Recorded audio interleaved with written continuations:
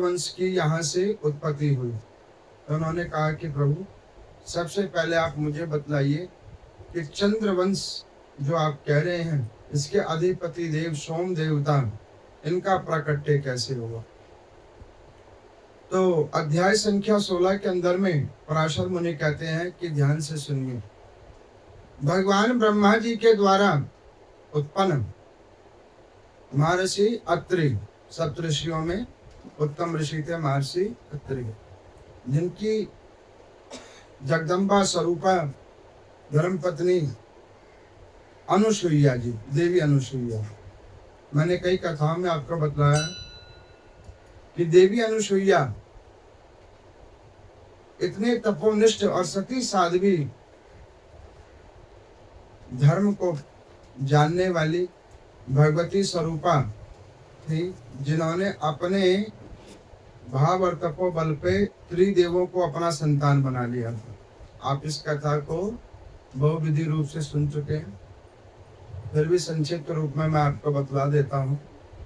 एक बार त्रिदेवी, जबकि ये विष्णु पुराण का भाग नहीं है, विष्णु पुराण में तो सीधे अत्रि जी की है, लेकिन मैं आपको एक थोड़ा सा इसके कथा को संक्षिप्त रूप में बता देता हूँ, क्योंकि कई बार क्या होता है, कथा तो ध्यान में होती है लेकिन सुनते सुनते सुनते सुनते ध्यान से उतर भी जाती है। अगर ये बात सत्य ना हो तो कल की कथा में बताओ अंशुमान जी के कौन थे पुत्र, तो आधे बंदे भूल गए होंगे। महर्षि दिलीप, महाराज दिलीप वो बने थे ना, उन्हीं के यहाँ भागीरथ जी आए थे। तो इसीलिए के ये थोड़ा संक्षिप्त आपको हम बता दे रहे हैं कि यहाँ पर मैं एक बार त्रिदेवियां भगवती लक्ष्मी, पार्वती और सरस्वती जी, ये आदि शक्ति त्रिदेवियां एक गोष्ठी कर रही थी। उस गोष्ठी के अंदर में पातिव्रत्य धर्म, उसकी ऊपर में विचार मंथन हो रहा था। विचार मंथन होते होते सब अपने आप को श्रेष्ठ कर बतला रही थी। उसी वक्त में देव ऋषि नारद जी वहां पे आए। भगवती को आपस में वार्ता करते हुए देखकर उन्होंने कहा कि हे माते, आप लोग किस विषय के ऊपर में इतने विवादास्पद वार्ता कर रहे हैं। उन्होंने कहा कि देखो नारद जी, तुमको हम तीनों में से श्रेष्ठ कौन लगता है। उन्होंने कहा कि सारी माँ, सारी बहनें और सारी बेटी एक समान होती है, उसमें कोई छोटा और बड़ा नहीं होता। जिसकी संज्ञा ही माँ हो गई है वो छोटी कैसे हो सकती है। उन्होंने कहा कि नारद जी, ये तो आप तीनों का दिल रखने के लिए कह रहे हो। तो उन्होंने कहा कि और मैं क्या कहूँ जो सत्य है, और अगर ये सत्य नहीं है तो आप बता दो। उन्होंने कहा कि हाँ ये सत्य तो है। अच्छा ये बताओ कि तीनों में पातिव्रत धर्म किसका श्रेष्ठकर है। उन्होंने कहा कि आप तीनों ही श्रेष्ठकर हैं। तो उन्होंने कहा कि हम लोगों से हमारे समान और कोई श्रेष्ठकर हो। तो उन्होंने कहा कि माते, आपके समान तो कोई नहीं हो सकता, लेकिन आपसे कम भी एक है, वो आपसे कम भी नहीं है। इस विषय को जब उन्होंने सुना तो उन्होंने पूछा कि ऐसी कौन है। तो उन्होंने कहा कि मानवीय सृष्टि के अंदर में उत्पन्न ब्रह्मा जी के उत्तम संतान है महर्षि अत्रि, उनकी धर्मपत्नी देवी अनुसुईया। अब ये विषय को उन्होंने जब सुन लिया तो उसको सुनकर जो है वो देवियों के मन में हलचल मच गई कि अभी तो हम तीन थे, ये चौथा कौन आ गया। अच्छा देखो, एक पुरुष दूसरे पुरुष की प्रशंसा कर भी सकता है और सुन भी सकता है, लेकिन इसी के विपरीत आप करके देखो, हाल लड़ाई हो जाएगी। और उसमें कोई पुरुष कर दे तो और लड़ाई। अब ये विषय वो जाकर उन्होंने अपने अपने पतियों को कहा कि नारद जी अभी मिले थे, वो ऐसा कहते हैं। उन्होंने कहा कि आपको विश्वास नहीं होता। नारद श्रीमन नारायण के श्रीमन हैं, नारद जी ने जो कह दिया वो परम सत्य है। उन्होंने कहा कि प्रभु आप हमारा प्रयास करते हो। उन्होंने कहा कि प्रयास नहीं है, सत्य है। तो उन्होंने कहा कि फिर इसका टेस्ट आप खुद ही करो। तो उन्होंने कहा कि देवी इसका टेस्ट नहीं हो सकता। कोई पतिव्रता नारी है पूर्ण सतत्व को धारण करके है, उसका कोई टेस्ट नहीं कर सकता। उन्होंने कहा कि नहीं, आपको करना पड़ेगा। भगवान को बड़ा कहा। भगवान ने कहा कि देवी ये ठीक नहीं है, ऋषि हैं, ठीक नहीं है, नहीं आप कीजिए। अब इतना विवश कर दिया, इतना विवश कर दिया। एक व्यक्ति कहता कि आप हारते कहाँ हो, तो कहने लगा घर में, और जीते कहाँ हो, बाहर में। अब वो त्रिदेव देवियों के अधीन हुए। उन्होंने कहा कि ठीक है, परीक्षण करने के लिए गए। भगवती ने कहा कठोर परीक्षण होना चाहिए, उसका पातिव्रत्य धर्म ऐसा हो कि जिससे पता लग जाए। त्रिदेवों ने सोचा कि अब क्या करें, अब जब इन्होंने कह दिया है तो चलो। अब वो त्रिदेव गए, योगी का रूप बनाया, गए, भिक्षा की कामना की। भगवती अनुसुईया स्नान गृह में स्नान कर रही है। अब स्नान अर्ध में ही था, भिक्षा की याचना के लिए त्रिदेव विप्र रूप में आ गए। उन्होंने कहा कि भगवती हमें भिक्षा दो।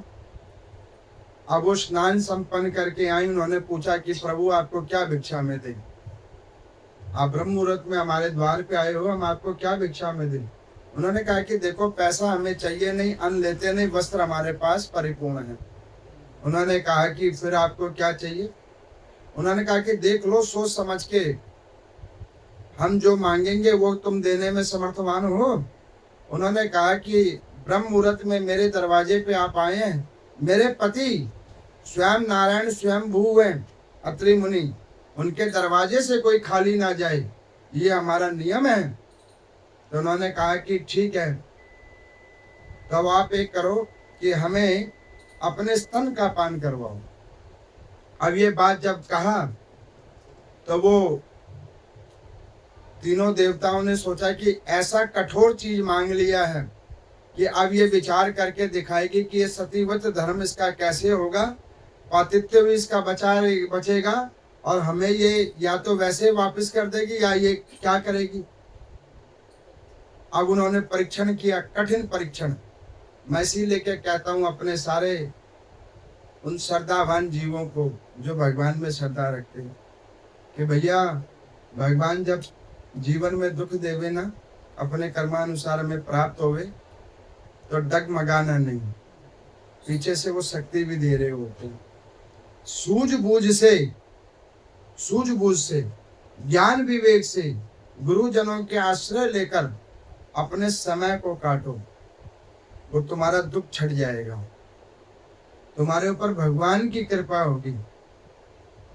अब उन देवी ने समझ लिया कि ऐसे असाधारण याचना करने वाले कोई साधारण ये भिक्षु नहीं है, इनके मुखमंडल पे जो तेज है ये भी सहज नहीं है, और उनको उससे भी ज्यादा विश्वास अपने पति के ऊपर में है कि वो भी कोई साधारण मानव नहीं है। और मैं आपको सत्य बताता हूं, जिनका जिन भी पुरुष के साथ पाणी ग्रहण संस्कार हुआ है, आप एक निमि शास्त्र है उसमें आप पढ़ोगे कि जो नारी केवल अपने पुरुष की ही पूजा भाव निष्ठा रूप से कर ले तो उसको नारायण की पूजा करने के बराबर का फल है। अब इसका क्या अभिप्राय है, ये तो ना कि धूप दीप लेके आगे जाओ और मोटी टीका लगाओ, ये नहीं। वो जो नियम बतावे उस नियम को मान लो, उनके जो मर्यादा है उस मर्यादा में रहो, उससे आपका कल्याण।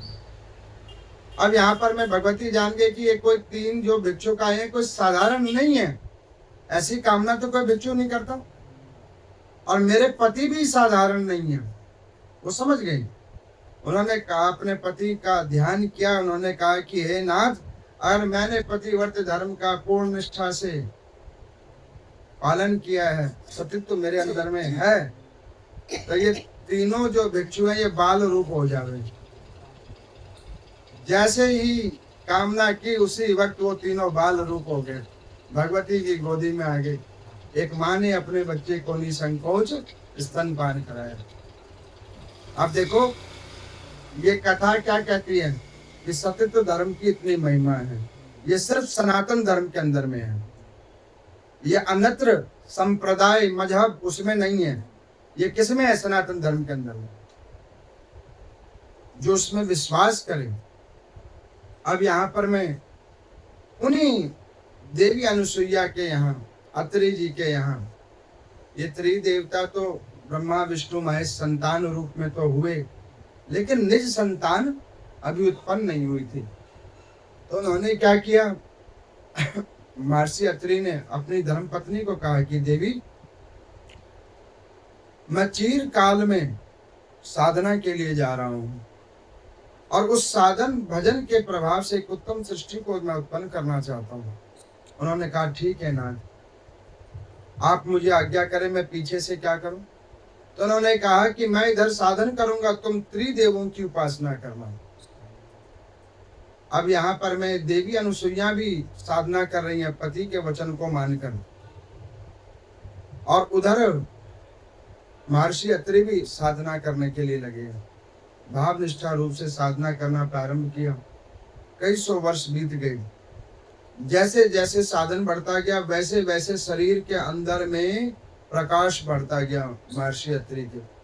अब उनके मुख में असंख्य सूर्यों का प्रकाश आ गया, लेकिन उनका प्रकाश क्या था? शीतल। अब वो इतना प्रकाश हो गया, इतना प्रकाश हो गया कि कोटि सूर्य वो पृथ्वी से तीनों लोकों में प्रकाश होने लगा। इस स्थिति को देखकर त्रिदेव वहां प्रकट हो गए। उन्होंने कहा कि मुनि, आपने क्यों साधना की है? उन्होंने कहा कि नाथ, आप मेरे घर पे आए संतान रूप में, लेकिन वैसे तो प्राप्त नहीं हुए, आप चले गए। मेरी एक इच्छा है, मेरे ऊपर आप एक कृपा कर दो प्रभु। उन्होंने कहा क्या कृपा करें? उन्होंने कहा कि एक ऐसी उत्तम संतान दे दो जिस संतान से देवतुल्य पूजन हो गए। ये जम्बू द्वीप का आधिपति उसे बना दो नाथ। तो उन्होंने कहा ठीक है, हम त्रिदेवों के समान उसके अंदर में तेज होगा, और उसको इस जम्बू द्वीप ही नहीं जितने भी भुवन है उसका अधिपति हम बनाएंगे। भगवान ने उनको आशीर्वाद दिया। आशीर्वाद दिया, उसी वक्त चंद्रदेव की उत्पत्ति हुई। तो चंद्रदेव की उत्पत्ति हुई तो चंद्रदेव के माता पिता कौन है? हैं? महर्षि अत्रि, देवी अनुसुईया। अभी सुना है ना? अभी सोना नहीं, जगे रहो। अब यहाँ पर मैं चंद्रदेव इस प्रकार से प्रकट हुए। अब देवताओं के गुरुदेव महर्षि बृहस्पति, उनके पास उनको शिक्षा अध्ययन के लिए भेजा गया। अब वो शिक्षा अध्ययन के लिए गए। शिक्षा अध्ययन के लिए गए तो वहां पे उनके चंचल स्वभाव के कारण बृहस्पति देव ने उनको श्राप दिया। पहले उनको समुद्र के अंदर में डाल दिया। कहाँ डाल दिया? समुद्र के अंदर में। समुद्र के अंदर में उनकी चंचलता को देख के डाल दिया। अब रात तो होती, लेकिन रात में चंद्रदेव नहीं होते। बहुत समय तक निकला। महर्षि अत्रि गए त्रिदेवों के पास, विनय किया, नाथ आपकी कृपा से संतान तो हुई, लेकिन वो संतान दिखती नहीं है। अपने गुरु की उसने बात नहीं मानी। गुरु ने उसको उसके कर्मणा अनुसार दंड दिया है। मेरे को उससे कोई दुख नहीं है कि उसके गुरु ने उसको दंड दिया है। भाई वो दंड कार्य किया होगा तो गुरु ने समझाने के लिए किया होगा, लेकिन उसको आप बाहर तो निकाल दो प्रभु। उसको देव श्रेणी आपने प्रदान की है। भगवान ने कहा कि कोई बात नहीं, समय आएगा, उचित समय पे वो बाहर भी आ जाएगा। फिर उचित समय कब आया? समुद्र मंथन। चंद्रदेव पुनः निकले बाहर समुद्र मंथन। अब समुद्र मंथन में वो बाहर निकले तो बाहर निकले वो कुछ ही समय के लिए। इतने में उन्होंने एक और काम गड़बड़ कर दिया। क्या गड़बड़ कार्य किया? अब वो समुद्र से बाहर निकले और वो पूर्ण गति से सारे लोकों में घूमने लगे। अपनी गलती समझ नहीं आई, उन्हें गुरु में ही कोप नजर आया। गुरु ने अनावश्यक मुझे दंडित करके समुद्र के अंदर में डाल दिया, ये भाव उनके अंदर में आया। अब उन्होंने क्या किया, 17वें अध्याय के अंदर में लिखा हुआ है, क्रोध में आकर गुरुदेव भगवान के पीछे से उनकी धर्म पत्नी है तारा देवी, भगवती तारा, उनके साथ संसर्ग कर लिया। अब उनसे जब संसर्ग कर लिया तो उन्हें उठा के वो अपने लोक में लेके चला गया। बृहस्पति देव जब आए, पता लगा उनको, बड़ा कुपित हुए। अब है शिष्य, प्राण दान देना ही पड़ेगा, प्राण दंड दे नहीं सकते, क्योंकि शास्त्रों में लिखा है कि बेटा और बेटी चाहे कितने भी पापी क्यों ना हो जाए, माता पिता उसे प्राण दंड नहीं दे सकते। उससे विमुख जरूर हो सकते हैं, लेकिन प्राण दंड नहीं दे सकते। ऐसे ही शिष्य होता है, कितना भी पापी हो जावे, गुरु उसका त्याग तो कर देगा, लेकिन उसे प्राण दंड नहीं दे सकता। ये नियम विरुद्ध है। अब वो बृहस्पति जी को बड़ा कोप आया। उन्होंने जाकर ब्रह्मा जी को कहा कि ब्रह्मदेव, ये क्या हो रहा है। ब्रह्म देवता ने अत्रि मुनि को बुलाया। उन्होंने कहा, इसीलिए तुमने अपने बेटे को बाहर बुलवाया है। कितना जघन्य पाप कर दिया। जो माँ की संज्ञान में है उसके साथ तुम्हारे बेटे ने संसर्ग किया है, इसको दंड भोगना पड़ेगा। अब जब ये दंड की वार्ता सुनी, भयभीत हो गया।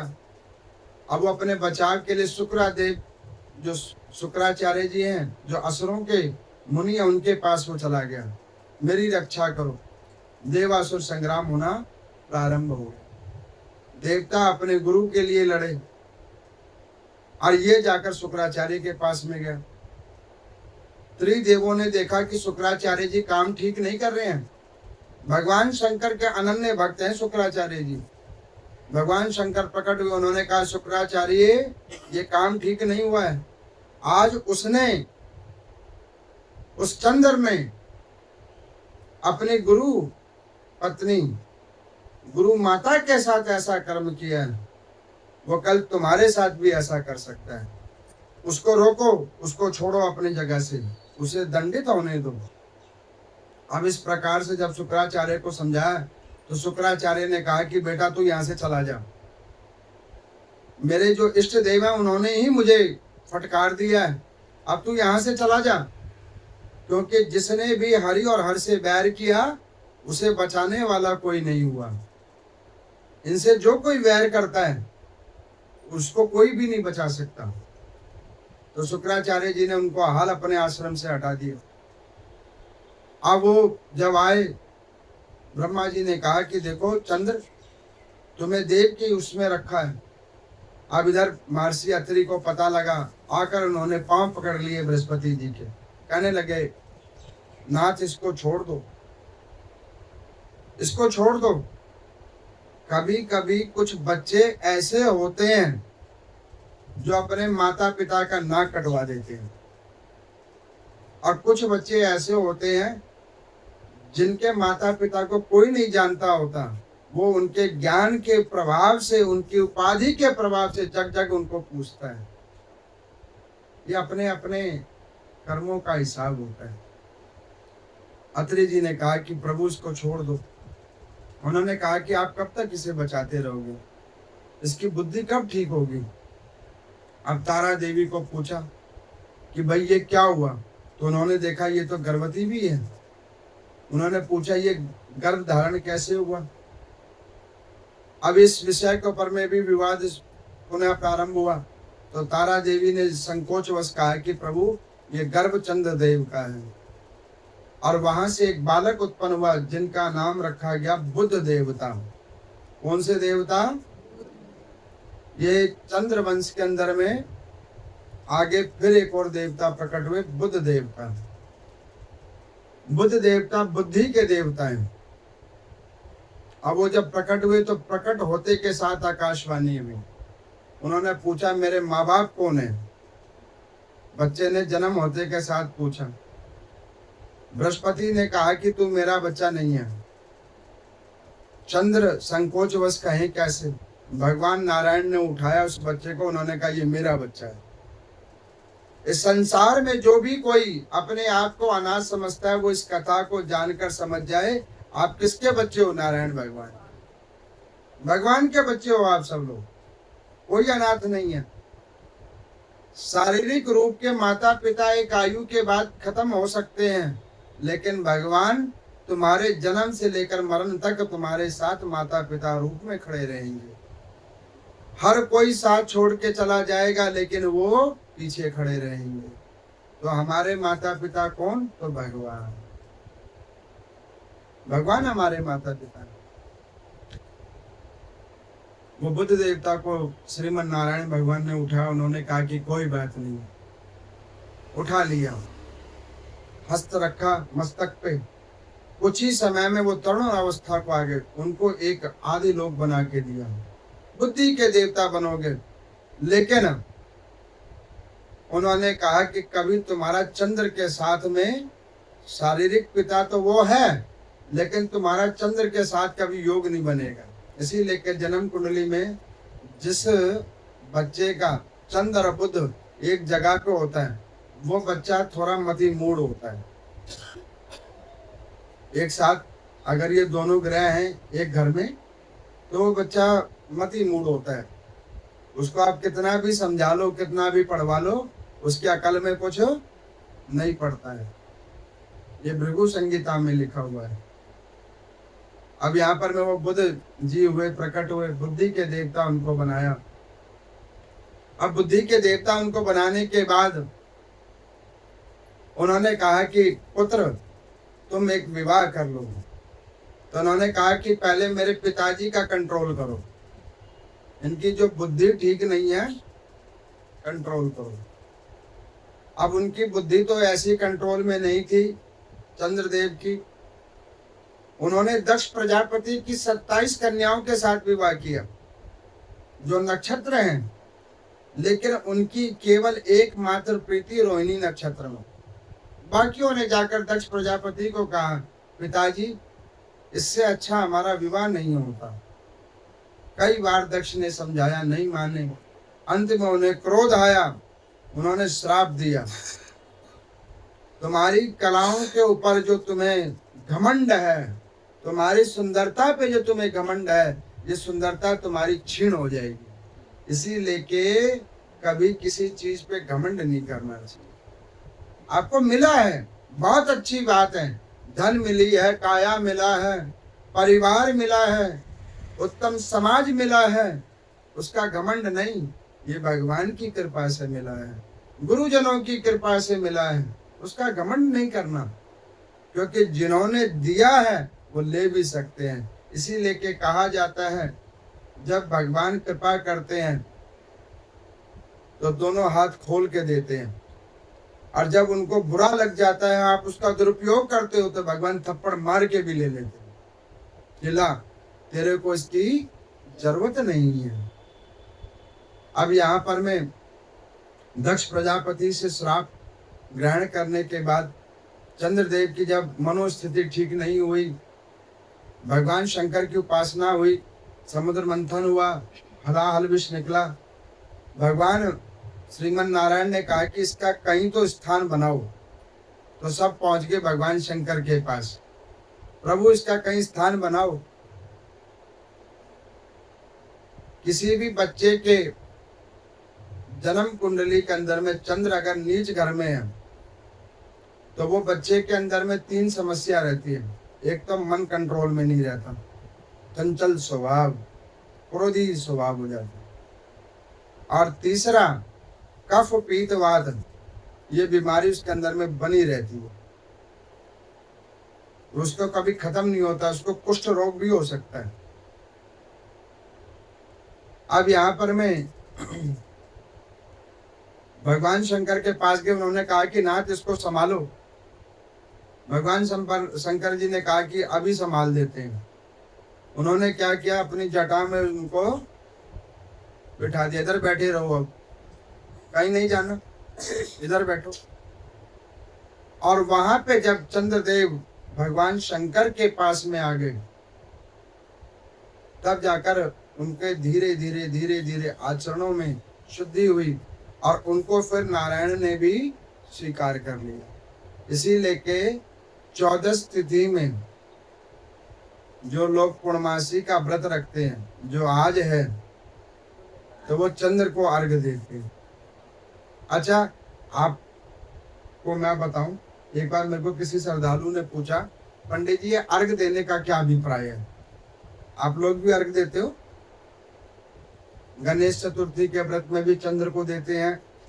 ऐसे कई और हैं जिसमें तारों को देखकर, सूर्य को देखकर, चंद्र को देखकर अर्घ देते हैं। अर्घ का क्या मतलब है?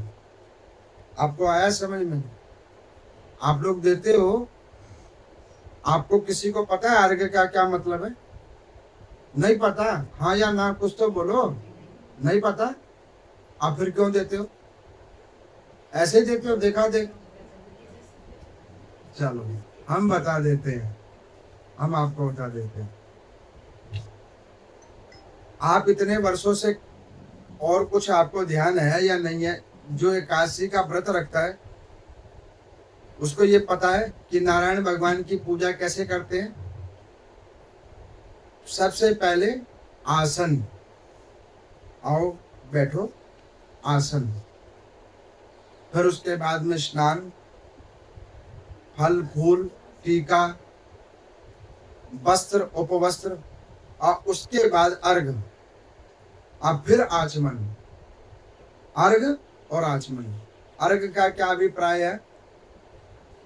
जब आप कोई भी कामना भगवान के आगे रखते हो, तो हम किसी को, जैसे आपके घर में कोई आए, आपने उसको कहा कि महाराज बैठो, वो बैठ भी गए। अब आपने उनके निमित्त पूछा कि आपको हम ये जो भी कुछ आप उनको समर्पण करना चाह रहे हो, जल या चाय कॉफी जो भी कुछ आप पिलाते हो। अच्छा, इसमें भी कई प्रकार के जीव हैं, जिसको नहीं पिलाना होता वो पूछता रहता है, अच्छा एक काम करो, ये बना दूं क्या? ये तो लोगे। एक ढीठ व्यक्ति था और दूसरा ढीठ व्यक्ति वो था जिसके घर वो गया था।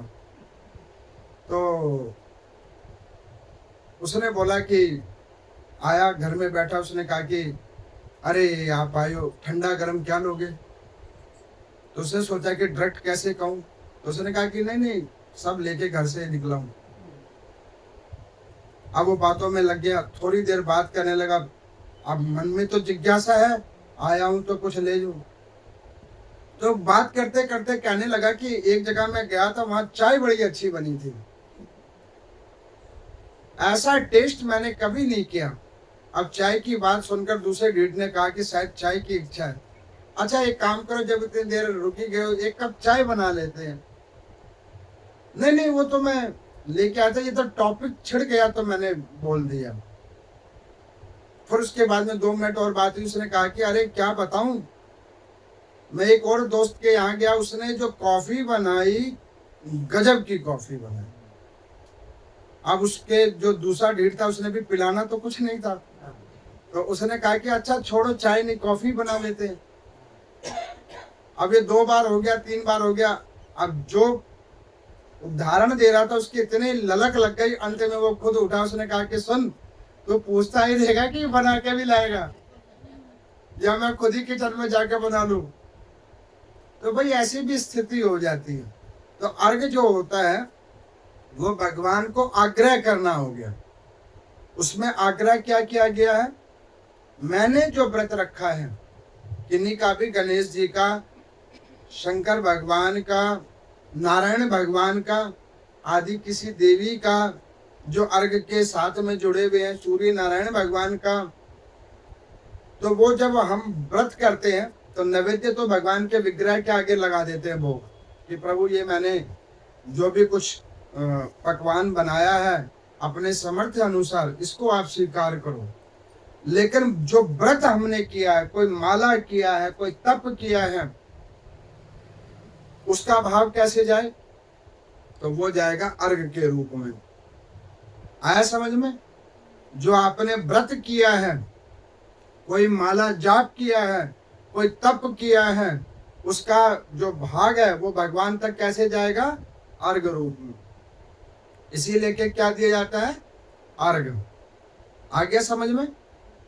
तो यहाँ पर में अर्घ इसलिए दिया जाता है, जब वो भगवान शंकर के मस्तक पर बैठे तो उनको फिर अर्घ देना प्रारंभ हुआ। इधर बुद्ध देवता को उनका यथोचित स्थान मिल गया, उनके स्थान पर उनको बुद्धि का देवता बनाया, श्रेष्ठकर देवता बनाया नारायण भगवान और भगवान शंकर ने। उन्होंने कहा कि इस बच्चे का कोई दोष नहीं है, इसको उत्तम स्थान दिया जाए। अब उसके बाद में उन बुद्ध देवता की जो विवाह है वो देवी इला के साथ हुआ। और ये देवी इला कौन है? इंद्र की पुत्री है देवी इला। उनके साथ बुद्ध देवता का विवाह हुआ और उनके कुल में एक और उनको उत्तम संतान हुई, जिनका नाम रखा गया पुरूरवा। क्या नाम रखा गया? पुरूरवा। विष्णु पुराण के अंदर में 18वें अध्याय के अंदर में लिखा हुआ है कि जैसे अमरावतीपुर स्वर्ग का राजा देवराज इंद्र है, वैसे ही उस समय में उस कल्प के अगर मृतलोक के इस जम्बू द्वीप आर्यावर्त खंड का कोई राजा था तो वो था पुरूरवा, जो ज्ञानियों में श्रेष्ठ और शीतल स्वभाव के और देखने में अनुपम सुंदर था। तो एक दिन देव योग से देव समूह के अंदर में वार्ता हो रही थी। तो उस वार्ता के अंदर में वहां पे कुछ अप्सराएं नृत्य गायन भी कर रही थी और वार्ता भी हो रही थी। तो उसमें एक उर्वशी नाम वाली जो देवांगना है, जो अप्सरा है, वो बात को ध्यान से सुन रही थी और अपने कर्म को ठीक से नहीं कर रही थी। तो उसने क्या सुना कि बिल्कुल देवराज इंद्र के समान एक और मानवीय शरीर को धारण करने वाला, बिल्कुल हूबहू इनके समान सुंदर और सुशील एक राजा पृथ्वी लोक का राजा बना हुआ है, सातों द्वीपों का मालिक, चक्रवर्ती सम्राट है। इंद्र और उसमें कोई भेद नहीं है, एक समान है, धर्मात्मा है, पुण्यशील है और इंद्र के समान ही सुंदर है। अब इस बात को सुना, सुनते के साथ वो जो नृत्य कर रही थी, नृत्य करते करते उसके नृत्य में अशुद्धि हो गई। उस अशुद्धि को देखकर वहां पर में ब्रह्मा जी भी देख रहे थे, उनको क्रोध आया और क्रोध आया तो वो कुछ कहते उससे पहले महर्षि अगस्त ने उनको श्राप दे दिया कि कहा तुम्हें हमने देवताओं में स्थान दिलवाया और तुम्हारी सिर्फ सुनने से मानव से प्रीति हो गई, जाओ अब तुम मृत लोक में जाओ और 100 वर्षों तक अपना समय भोगो, जाओ उसी मानव के पास जाओ। जब बार बार हम भगवान को किसी चीज के लिए विवश कर देते हैं, भगवान मुझे दे दो, भगवान मुझे दे दो, भगवान मुझे दे दो, वैसे भगवान का नियम है, आपके भाग्य में नहीं है तो नहीं देंगे। लेकिन अब आप हाथ धो के ही पीछे पड़ जाओगे, दे दो दे दो दे दो, तो क्षणिक काल के लिए दे देंगे, जाओ, लेकिन उसका आप भोग नहीं कर पाओगे। समझ रहे हो मेरी बात का? ये तो वो स्थिति हो जाती है जैसे एक बार एक किसान ने श्रीमन नारायण भगवान का खूब भजन किया, खूब भजन किया, भगवान प्रकट हुए। उन्होंने पूछा कि क्या चाहिए तुमको? कहना है कि प्रभु मैं अपनी कृषि कार्य से बड़ा दुखी हूँ, इससे मेरी विपन्नता नहीं जा रही। भगवान ने कहा कि वो तो तेरी विपन्नता जाएगी भी नहीं, तेरे भाग्यों में तेरे पूर्व जन्मों के कर्मों का ये प्रभाव है। तो उन्होंने कहा कि प्रभु मेरे ऊपर आप एक कृपा कर दो। कहने क्या? अगर विपिनता नहीं जाएगी तो कोई बात नहीं, आप जो है एक काम करो कि मुझे कुछ ऐसा कर दो जो काम कराओ उसी में मेरी बढ़ोतरी हो जाए। भगवान ने कहा कि तू ये कामना करना छोड़ दे, तेरे को ऐसा कुछ नहीं मिलेगा। उन्होंने कहा कि फिर मैंने भजन क्यों किया जब आप बगैर कामना के ही जा रहे हो, बगैर कुछ दिए ही जा रहे हो? इससे अच्छा तो मैं आपका भजन नहीं करता। भगवान ने कहा कि मेरा भजन तूने इसीलिए किया है। अब वो कहने लगे कि बार बार उसके कहने पे तो भगवान ने कहा कि ठीक है, तू क्या चाहता है ये बता। तो उन्होंने कहा कि प्रभु मेरी कृषि का ही कार्य बढ़ा दो। भगवान ने कहा कि देखो बढ़ेगा या घटेगा वो तेरा भाग्य डिसाइड करेगा, लेकिन अब तूने भजन का वास्ता देकर मुझसे वरदान मांग रहा है। तो भगवान ने अपना हाथ खोला, उसमें से सप्त धान्य निकाला। सप्त धान्य सतंजा जिसे कहते हैं, सरल भाषा में समझिए। अब वो निकाला, उसको कहा कि ये ले जा, जिस जिस जमीन के कोने में जिधर जिधर तू जो बीजेगा उससे अन्न तेरे मुताबिक निकल जाएगा, जा। लेकिन तेरे को भोग उतने का ही होगा जो तेरे भाग्य में है। अब उसने क्या किया, उन अनाजों को जाकर खेत में डाल दिया। पहले से 10 गुना ज्यादा फसल हो, 10 गुना ज्यादा। अब वो कटाई करने के लिए गया तो फसल तो 10 गुना ज्यादा हुई, लेकिन अन्न किसी में भी नहीं निकला। अन्न कितना निकला, जितना उसको पहले निकलता था। अब उसने भगवान से जिद करके मांग ली, तो घर लेके गया तो कुछ उसमें से बीच में से और गट्ठर के गट्ठर में कुछ बीच से भी निकल गया। जो पहले भाग्य में था उससे भी थोड़ा कम हो गया। अब कोई इसमें कहे कि पंडित जी इसका मतलब तो भगवान की पूजा करना बेकार है, कि पूजा करे वो मांगे भी तो और वो ना दे और उससे कमी हो जाए। ना ना, आप भगवान की पूजा इसलिए थोड़ी ना कर रहे हो। आप भगवान की पूजा जो अपने पूर्व जन्मों के कर्मों को भोगते हुए यहाँ तक आ रहे हो, उससे विमुक्ति के लिए आप भगवान की पूजा कर रहे हो, ना कि और कामनाओं का संचय करने के लिए कर रहे हो। भगवान की पूजा अगर आप इस चीज के लिए कर रहे हो तो मैं आप सबको कहूंगा कि भगवान की इसलिए मत पूजा किया करो कि भगवान जी मुझे ये दे दो, भगवान जी मुझे ये दे दो। अरे ये मांगने की आदत कब छोड़ोगे, ये मांगते बनने की आदत कब छोड़ोगे। ये जो अपनी फिलॉसफी देते हो, अरे भगवान से नहीं मांगेंगे तो किससे मांगेंगे, माता पिता से नहीं मांगेंगे तो किससे मांगेंगे। अरे भाई खाली मांगते ही रहोगे या कुछ भाव समर्पण भी करोगे। भगवान को सब पता है किसको क्या चाहिए, और वो वही देंगे जो तुम्हारे भाग्य अनुसार है। अब यहाँ पर में उसने कामना सुन ली, उर्वशी ने, भाव उसका बदल गया, श्राप भी मिल गया। नहीं तो वो ये सोचती ना कि कहाँ मेरे भाग्य, मैं यहाँ पे आई हूँ और कहाँ ये। अब वो मृत लोक में आई, लेकिन है तो देवांगना। तो उसने क्या किया, एड्रेस पूछ के वो पुरूरवाजी महाराज जी के पास पहुंच गई। देखा उसको जो सुना था बिल्कुल हूबहू वैसे ही वो पुरूरवाजी दिखे। अब उन्होंने जाकर, उर्वशी जी ने जाकर महाराज को कहा कि महाराज इस नगर के महाराज आप ही हो। कहने कि हाँ जी। तो उन्होंने कहा कि हमारी कुछ कामना है आपसे। तो कहने की क्या कामना है आपकी। उन्होंने कहा कि मुझे एक ऐसा पुरुष चाहिए जिससे मेरा विवाह तो ना हो, लेकिन उसके साथ मैं रह सकूं। उन्होंने कहा कि ऐसा कोई पुरुष तुम्हें नहीं मिलेगा, कोई ऐसा पुरुष तुम्हें नहीं मिलेगा। तो उन्होंने कहा कि क्यों। तो उन्होंने कहा कि देखो ऐसा पुरुष वही होगा, या तो बच्चा होगा या तरुणी अवस्था वाला या कोई वृद्ध होगा, और वो बगैर विवाह के ऐसे किसी की नारी को या किसी की बेटी को क्यों रखेगा, वो नहीं रखेगा।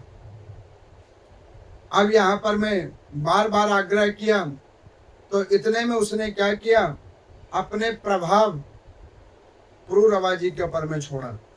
अब वो पुरूरवाजी उसके प्रभाव में आकर उन्होंने कहा कि ठीक है तुम्हें हम ही रख लेंगे। अब यहाँ पर में जब उन्होंने ये कह दिया कि हम ही रख लेंगे, तो यहाँ पर में पुरूरवाजी के साथ वो 100 वर्षों तक रही, 100 वर्षों तक। अब इस कथा में 2 बात है। अब आप ये देखो कि वो जो देवांगना आई है उसने पुरूरवाजी को भोगा या पुरूरवा जी ने देवांगना को भोगा? अब आप लोग बताओ, हैं? उसने भोगा, पुरूरवा जी ने नहीं भोगा। मैंने ये इसलिए पूछ लिया कहीं आप लोग सो तो नहीं ना रहे हो, क्योंकि मेरे को कभी कभी ऐसा फील हो जाता है कि जब आप लोग सर्वर नहीं लाते हो तो मुझे लगता है कि कहीं कोई सोई तो नहीं गया। भाई अब कथा ऐसी हो तो मैं कैसे सुनाऊं भाई, इससे सरल तो और मुझे सुनाना नहीं आता। अच्छा एक चीज बताओ, सच सच बताना, मैं जो सुना रहा हूँ आपको पल्ले पड़ रहा है ना? पड़ रहा है ना? और ऐसा तो नहीं कहीं मुझे कथा सुनानी ना आती हो या मेरे कथा सुनाने में कोई त्रुटि हो, ऐसा तो कोई विषय नहीं है ना? और जहां हो तो बता देना, फिर मैं उसमें उसी हिसाब से परिवर्तन करूंगा। अब यहाँ पर मैं 100 वर्षों में उस देवांगना ने पुरूरवा जी को भोग लिया, लेकिन जब भी संतान के लिए वो कहते, शादी के लिए कहते, वो हाल मना कर देती। अंत में उसको समझ में आया कि भाई यहाँ तो ये मेरे, पहले उसने उसको भोगा और जब उसको लगा कि अब ये महाराज मुझे अपनी धर्मपत्नी बनाने पे लगा है और इधर समय मेरा समाप्त होने लगा है, तो उसने कहा कि अच्छा सुनो, एक काम करो, तुम क्या चाहते हो? इस कथा को ध्यान से सुनना।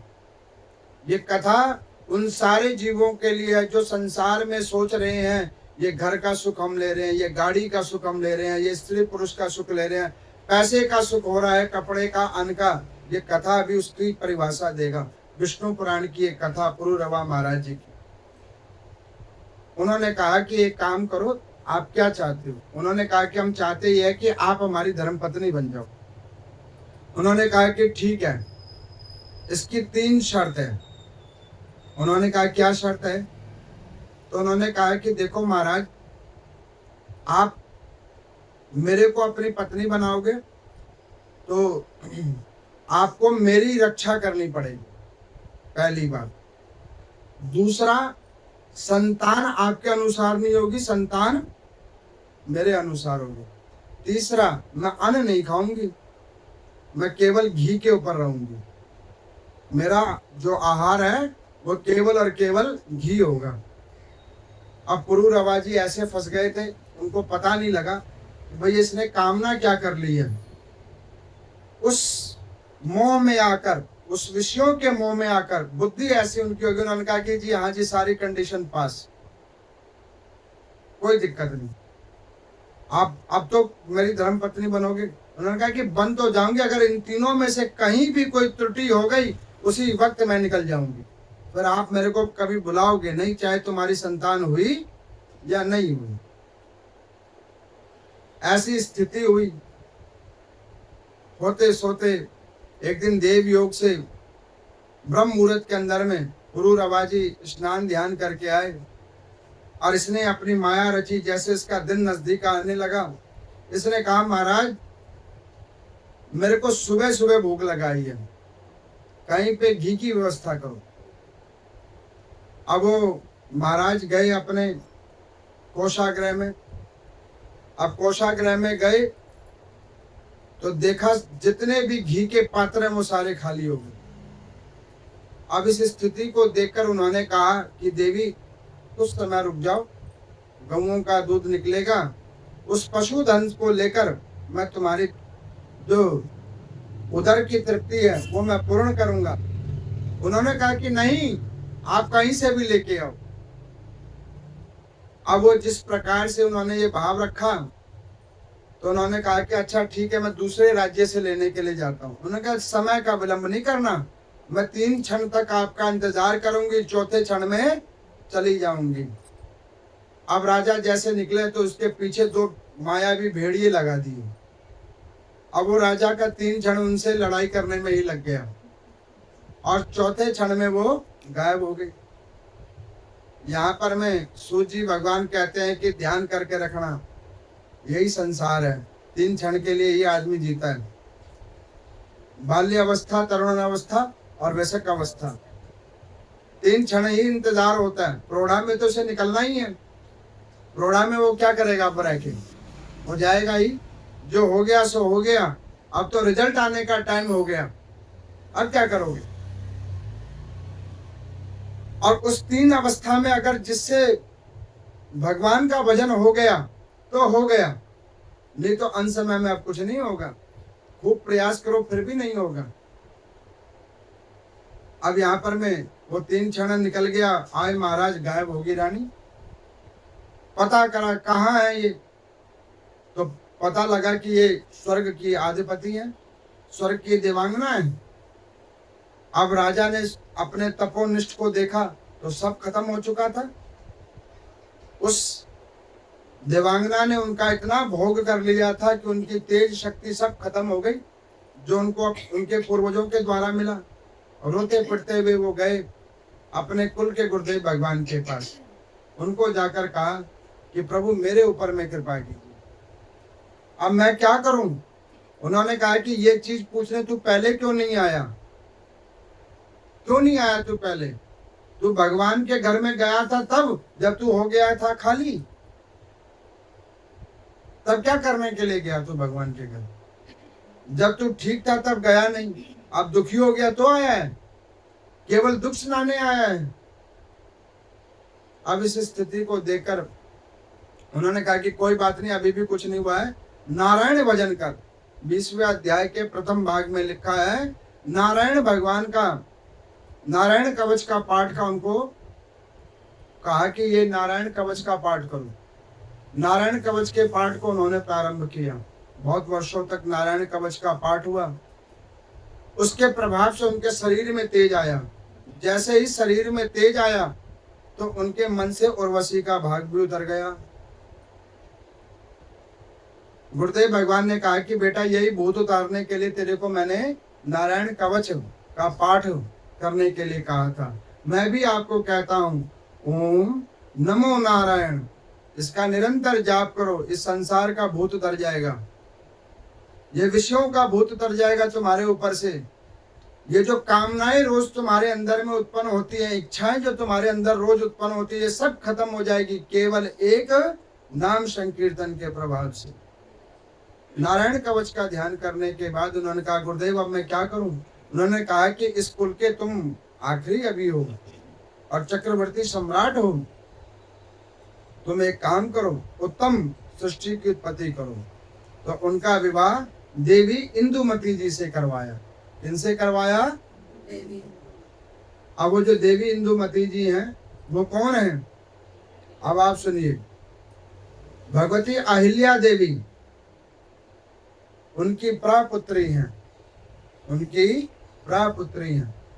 उच्च संस्कार के साथ किया और उनसे भी एक संतान उत्पन्न हुई जिनका नाम रखा गया ययाति जी महाराज। चंद्रवंश के आगे जो महाराज हुए वो ययाति जी महाराज हुए, जिसकी कथा हम अब आपको कल सुनाएंगे क्योंकि वो भी कथा लंबी है। तो आज के अध्याय संख्या कितने से कितने सुनाई हमने आपको? 16 से 20 तक। तो अध्याय संख्या 16 से 20 तक में हमने आपको सबसे पहले क्या बतलाया? चंद्रवंश की उत्पत्ति। उसकी उत्पत्ति कहाँ से हुई? महर्षि अत्रि और देवी अनुसुईया के द्वारा, जिसमें चंद्र देवता को आधिपति बनाया गया। फिर हमने चंद्र देवता के चरित्र की कथा आपको सुनाया, उनसे उत्पन्न संतान भगवान बुद्ध की कथा आपको सुनाई, जो बुद्धि के देवता हैं, जिनका विवाह इंद्र की पुत्री इला जी के साथ में हुआ। अच्छा, मेरे को कल पूछते कि पंडित जी इतने सारे आपको नाम याद रहते हैं, आम हमें तो नहीं रहते। तो मैं आपको कहता हूँ, आम खाओ, गुठली का क्या करोगे? तुम्हें शेक ही बना के दे रहे हैं तो तुमको क्या दिक्कत है? उतने आम क्यों गिन रहे हो? आम गिनने का काम हमारा, हम गिन ही रहे हैं। तुम शेक पियो और उसकी ऊर्जा मनोविचार में रखो। और इसका क्या है सार तत्व? हरि का भजन करो, यही इसका सार तत्व है। ये वंशावलियों को सुनने का सार तत्व केवल यही है, हरि का भजन करो।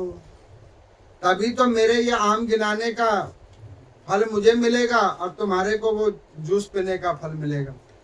अब उनसे जो है पुरूरवा जी महाराज और पुरूरवा जी से ययाति जी महाराज, ये चंद्रवंशीय महाराजों की हमने कुछ आपको कथा सुना दी। अब हम आते हैं आज के विषय पे। आज श्री सत्यनारायण भगवान जी का व्रत है जो लोग व्रत करते हैं वो व्रत अपना अर्घ देने वाला वो आज करेंगे, और जो केवल स्नान आदि को करते हैं, सिर्फ कथा करते हैं, वो कल कथा करेंगे। अब कोई कहेगा इसमें क्या भेद है, उसमें क्या भेद है, इसमें भेद सुनो। अब व्रत कोई जो व्रत रखता है वो व्रत कैसे रखता है कि पूरे दिन व्रत रखे। अब मैं आपको ये भी बता देता हूँ पूर्णमासी का व्रत कैसे रखना चाहिए। अब व्रत कितने प्रकार से होती है, कथा किस किस प्रकार से होती है। एक प्रकार है पूरे दिन दूध और फल के ऊपर में व्रत रखा जाए, जिसको कहते हैं शुद्ध व्रत। ठीक है। अब कोई कहेगा कि पंडित जी उसमें कथा में लिखा है कि चरणामृत और प्रसाद लेना चाहिए, तो फल का प्रसाद लो, पंचामृत का प्रसाद लो, हो गया ना प्रसाद। उसमें ये तो ना लिखा पंजीरी वाला ही लो, उसमें क्या लिखा है, चरणामृत और प्रसाद।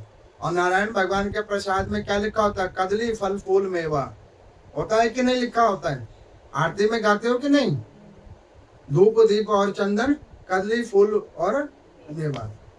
तो इसमें से आप कुछ भी लेके वो प्रसाद करके और चंद्रदेव को अर्घ देकर आप व्रत को संपन्न कर सकते हो। एक तरीका ये होता है कथा करने के साथ। दूसरा तरीका, एक समय मीठा प्रसाद, मीठा अन्न, जो वही प्रसाद आपने पंजीरी वंजीरी जो बनाई है उसके साथ में आपने व्रत संपन्न किया। तीसरा प्रकार वो है एक समय पूर्ण भोजन। इनमें सबसे श्रेष्ठ कौन से वाला है, दूध और फल वाला। उसके बाद अगर किसी ने एक समय नमक वाला भोजन भी किया तो उसमें कोई ऐसा विषय नहीं है कि उसको पुण्य नहीं मिलेगा या फल नहीं मिलेगा, व्रत उसकी भी काउंटिंग होगी, लेकिन उसका प्रभाव थोड़ा। अब इसके बाद में एक और तरीका है, वो क्या तरीका है, सिर्फ कथा करने का।